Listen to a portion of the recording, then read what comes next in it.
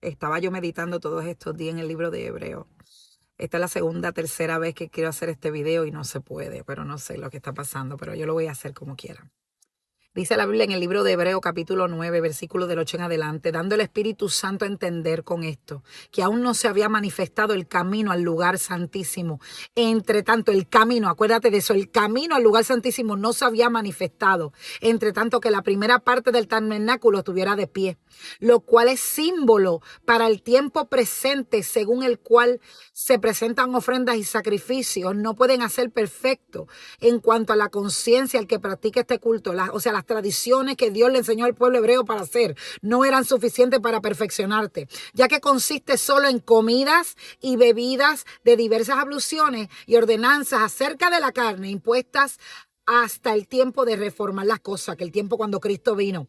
Pero estando ya presente Cristo, sumo sacerdote de los bienes venideros, por el más amplio y más perfecto tabernáculo, no hecho de manos, es decir, no de esta creación, porque Dios es eterno, y no por sangre de machos cabríos ni de becerros, sino por su propia sangre, entró una vez y para siempre en el lugar santísimo, habiendo obtenido la eterna redención. Porque si la sangre de los toros y los machos cabríos y las cenizas de la becerra, rociadas con a los inmundos santificaban para la purificación, cuanto más la sangre de Cristo, el cual mediante el Espíritu eterno se ofreció a sí mismo sin mancha a Dios, limpiará vuestras conciencias de vuestras obras, de obras muertas, para que sirváis al Dios vivo. Hoy en día hay un mover de una adoración y una idolatría a la cultura judía. Hoy en día el que habla hebreo y dice 4 palabras hebreas es una persona que es más sofisticado, como un ego. ¿Por qué? Porque todo lo que exalta la carne, todo lo que tú puedas hacer en las obras que sean en la carne, a veces te van a crear una satisfacción. Y era la misma satisfacción que sentían los fariseos, que por hacer ciertos rudimentos se creían que eran mejor que los demás.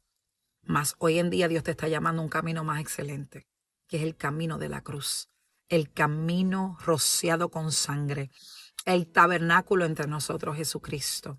Ese es el camino. El camino que había en la antigüedad hacia el tabernáculo y todos esos rudimentos, todas esas cosas eran sombra del que había que venir.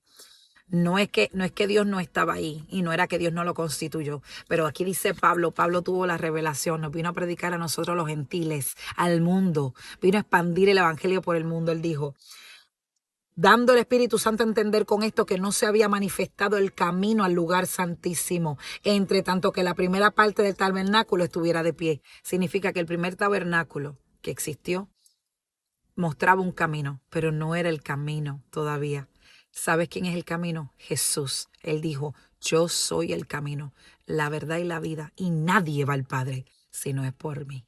No se trata de hablar hebreo, no se trata de imitar las costumbres de lo que Dios constituyó como sombra. Se trata de encontrar el camino verdadero, y ese camino es Jesús. Dios te bendiga.